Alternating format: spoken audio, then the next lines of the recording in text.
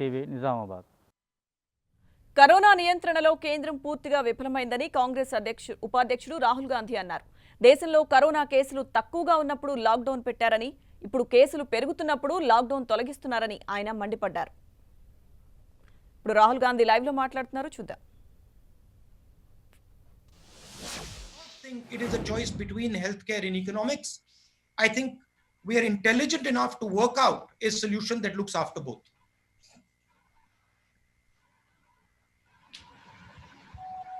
Thank you, sir. Next question is from Sanjay Mishra ji from Dainik Jagran. Sanjay ji, you can come in, please. Just one point. Just one point. If I'm being asked the question in Hindi, I'll answer in Hindi. If it's a question in English, I'll answer in question in English. Ji sir, which is fine, sir. हाँ. संजय जी पूछिए. जी राहुल जी नमस्कार, मेरी आवाज आ रही है आपको? हाँ आवाज आ रही है मगर चेहरा नहीं. हाँ आ गए.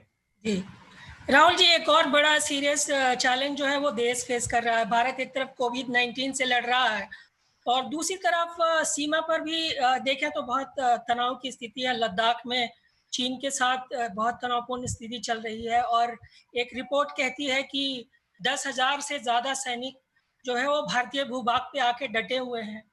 दूसरी तरफ अगर आप देखें तो नेपाल के साथ भी हमारा सीमा विवाद, एक नया जो है वो विवाद शुरू हो गया है.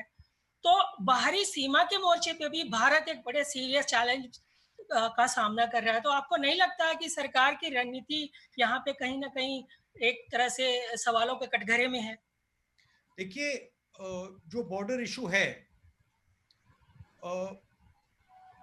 इसके डिटेल्स क्या हुआ है, किस प्रकार हुआ है, क्या किया गया है, इसके डिटेल्स सरकार को ट्रांसपेरेंटली देश को बताने चाहिए, क्योंकि क्लैरिटी फ्रैंकली किसी को नहीं है. नेपाल में क्या हुआ, किस प्रकार हुआ, क्यों हुआ, लद्दाख में क्या हो रहा है, किस प्रकार हो रहा है, ट्रांसपेरेंसी होनी चाहिए. क्लियरली उनको सरकार को बताना चाहिए. वो ट्रांसपेरेंसी नहीं दिख रही है मुझे. जो चाइना और हिंदुस्तान की बात है, अभी वो लाइव इशू है, तो उसके बारे में मैं प्रेस कॉन्फ्रेंस में ज्यादा नहीं बोलना चाहता हूं. वो मैं सरकार के विजडम पे छोड़ना चाहता हूं. मगर ट्रांसपेरेंसी की जरूरत है. हमें मालूम होना चाहिए क्या हो रहा है और वो देश को नहीं मालूम. जी सर, धन्यवाद. हम सर मूव करते हैं टेलीविजन की तरफ. सॉरी, मैं एक चीज ऐड करना चाहता हूं. जी सर. जब तक थोड़ी ट्रांसपेरेंसी नहीं होगी, मुझे इस पे टिप्पणी करना या बोलना सही नहीं होगा. अगर ज्यादा इंफॉर्मेशन होगा तो फिर मैं आपको एक क्लियर कट पोजीशन दे सकूंगा. In the middle of a meeting, Kabir, can I call you back in 10? No, sorry, you'll have to wait for your turn. Not like this. Can Adish Rawal from ABP come in, please? And please be brief with your question. Yes, sir.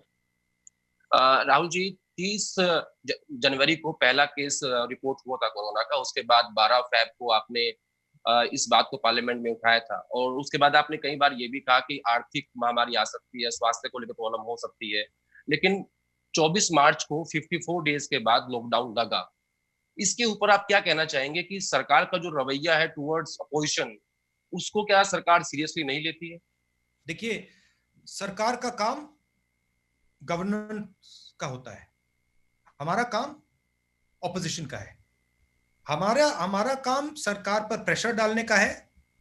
और अगर सरकार की दृष्टि कहीं नहीं जा रही है, कोई थ्रेट है जो सरकार को नहीं दिख रहा है या जिसको सरकार इग्नोर कर रही है, उसको हाईलाइट करना हमारा काम है. मैं जो फरवरी में कर रहा था, मैं अभी भी वही कर रहा हूं. मैंने अपनी पोजीशन नहीं बदली है. मैंने फरवरी में कहा था कि बहुत डेंजरस सिचुएशन बनने जा रही है और आज भी मैं कह रहा हूं. और फरवरी मैं जो कहा था उससे स्ट्रांगली मैं आज कह रहा हूं कि अगर फाइनेंशियल सपोर्ट नहीं दी, अगर स्मॉल एंड मीडियम बिजनेसेस को प्रोटेक्ट नहीं किया, तो जो नुकसान होने वाला है वो अभी तक कुछ दिखाई नहीं है. ये तो पहला चैप्टर भी शुरू भी नहीं हुआ है. तो जो मैं वार्निंग फरवरी में दे रहा था, वही वार्निंग मैं आज फिर से दे रहा हूं